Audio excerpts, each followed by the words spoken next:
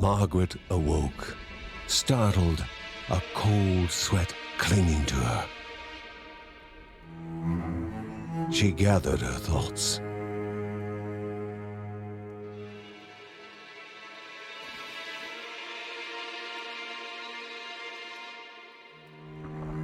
Aged wood creaked, echoing through the quiet rooms.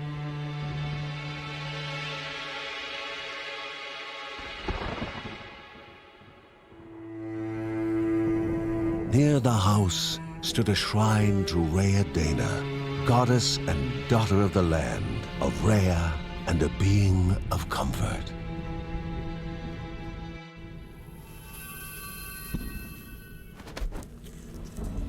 Margaret sought answers. But the goddess did not speak.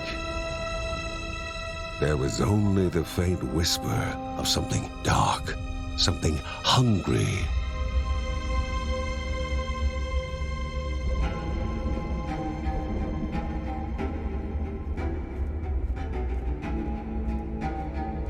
The old seer's bones felt the weight of their age as she climbed.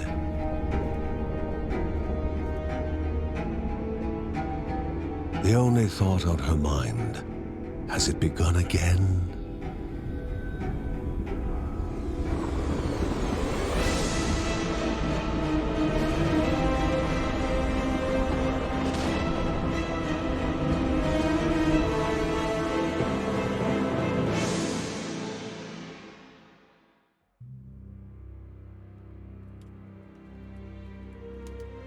John's mission would be a simple one. He was to investigate Rhea's greatest shrine. His mother presented him with a fresh divinity shard.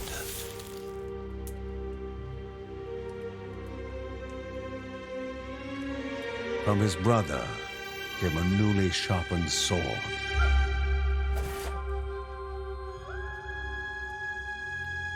His wife gave him a kiss, and his daughter's hugs were full of reason to return home safe.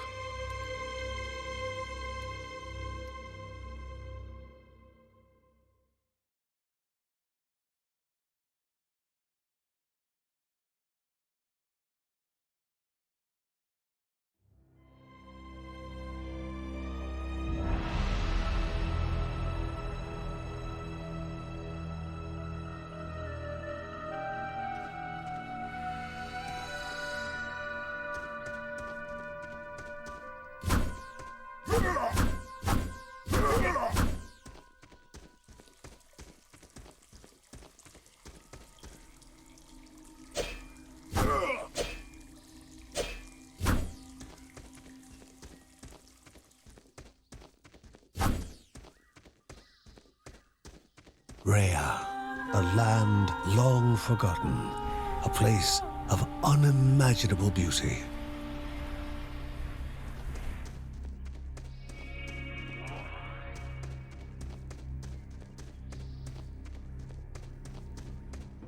It first appeared as sludge given life, slithering creatures, small and vile.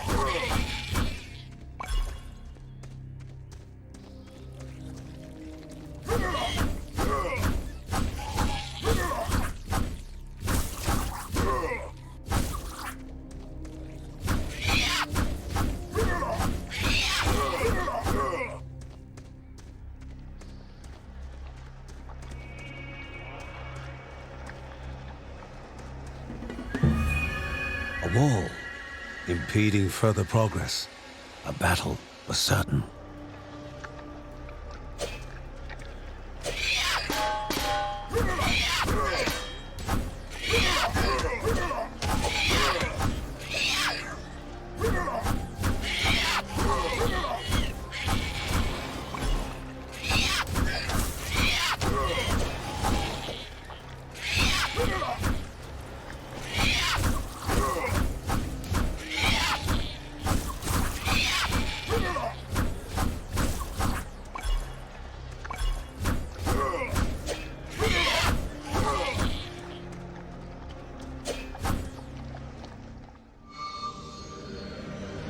Banished by light itself, the corruption abated, leaving the shard cold in hand, dark, in need of life.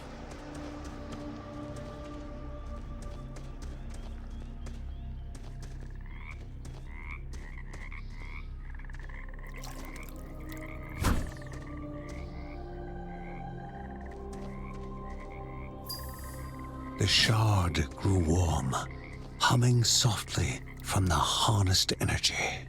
The shard grew warm, humming softly from the harnessed energy.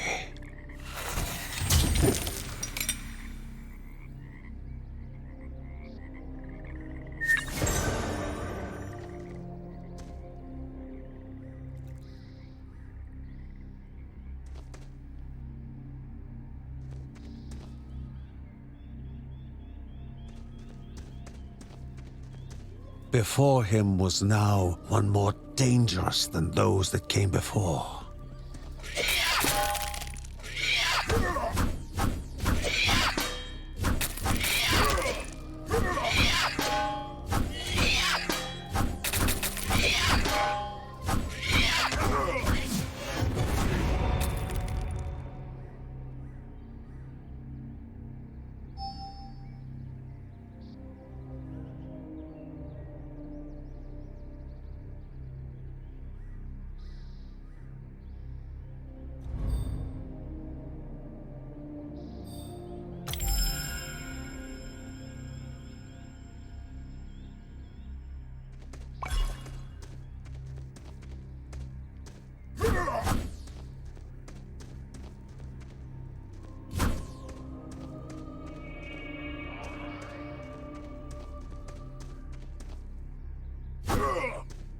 Goblins, a familiar threat, albeit farther out than usual.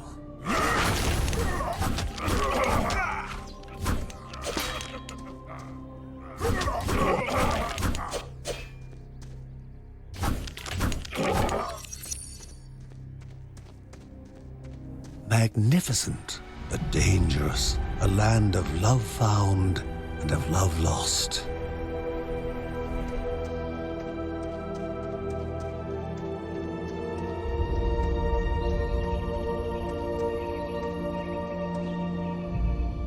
Before him was sacred ground, left untouched in days gone by.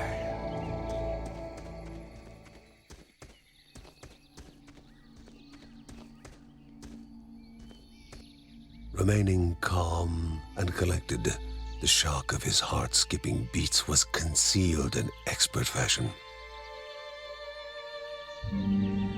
Before him stood Linda, his eldest daughter, with bow and quiver at the ready, determined to do her part.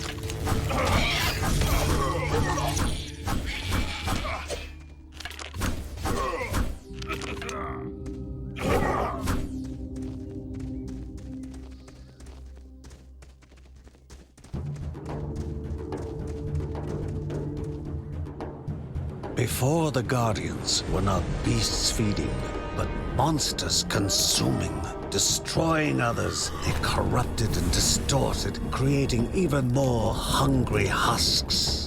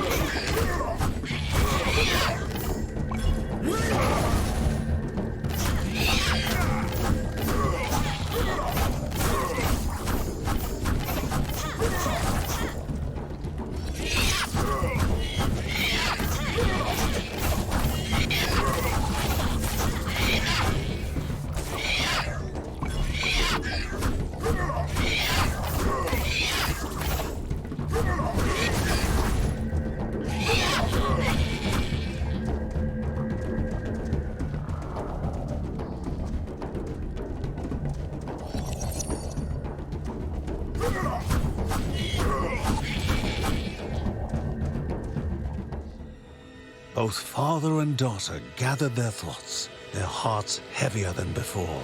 How would they explain what they had witnessed?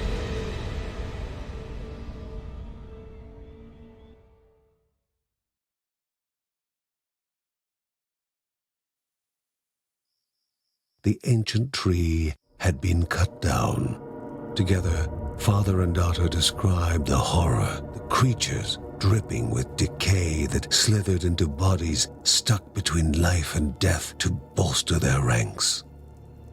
Grandma Margaret confirmed what they all feared. It was the corruption, a cruel entity spoken of only with hushed voices, an ocean of darkness that flowed from the top of Mount Morta. And the Bergsons' duty was to stand against this devouring deluge of death. Kevin was also eager to do his part in the family's fight, especially when his older brother Mark was off somewhere. He was as much a guardian of their mountain home as any of them. She stood. If they were to reach the summit and destroy this evil, as the Bergsons of old had done in the past, they would need the assistance of the sanctuary.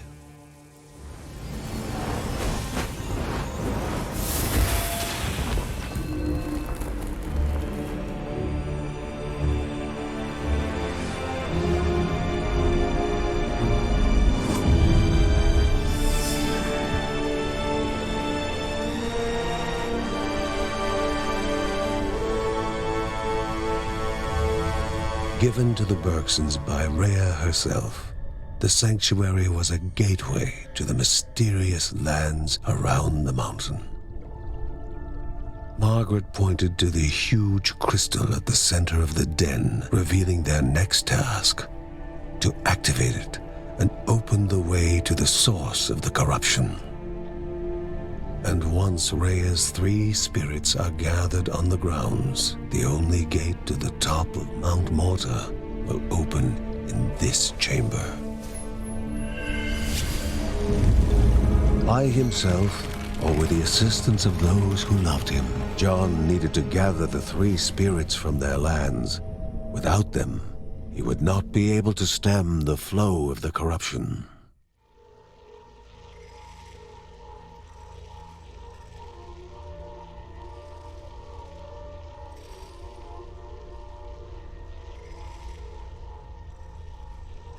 Halls of Anaidia must be here, for she needs to be found.